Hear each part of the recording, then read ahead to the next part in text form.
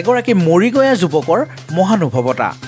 কোভিডৰ বাবে বিদ্যালয় বন্ধ হৈ থকাত দশম মানৰ ছাত্ৰ ছাত্ৰীক প্ৰদান কৰিছে বিনামূলীয়া পাঠদান আৰু আত্মৰক্ষাৰ শিক্ষা। এজন বিশেষ যুৱক, নাম পিংকু মহন্ত। এখন ব্যক্তিগত বিদ্যালয়ৰ শিক্ষক এই যুৱকজনে কোভিডৰ সময়ছোৱাত দেখুৱাইছে মহানুভৱতাৰ নিদৰ্শন। কোভিড-19ৰ প্ৰকোপ বৃদ্ধি পোৱাৰ লগে লগে বিদ্যালয়সমূহ বন্ধ হৈ পৰাৰ ফলত বিশেষকৈ দশম শ্ৰেণীৰ ছাত্ৰ ছাত্ৰীসকলৰ মাজত হাহাকাৰ অৱস্থাৰ সৃষ্টি হৈছে।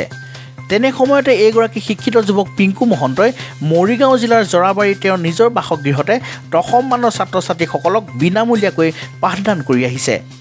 আনহাতে বিভিন্ন সময়ত যুৱতীসকলৰ ক্ষেত্ৰত দেখা দিয়া নিৰাপত্তাহীনতাৰ বিষয়টোৰ প্ৰতি লক্ষ্য ৰাখি যুৱতীসকলৰ আত্মৰক্ষাৰ বাবে বিনামূলীয়াকৈ প্ৰদান কৰি আহিছে সমৰ কলাৰ শিক্ষা। সংকটৰ সময়ত এনেদৰে মহানুভৱতাৰ পৰিচয় দি এইগৰাকী যুৱকে এতিয়া প্ৰশংসা বুটলিবলৈ সক্ষম হৈছে।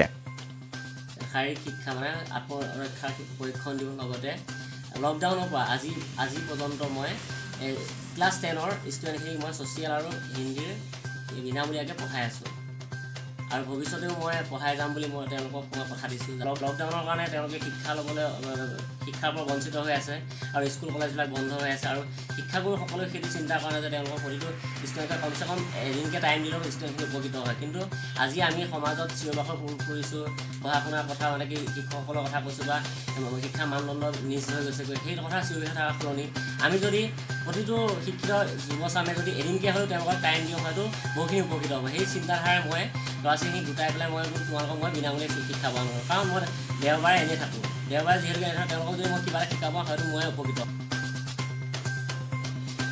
নিউজ ডেস্ক ৰিপৰ্ট, মৰিগাঁও সংবাদ।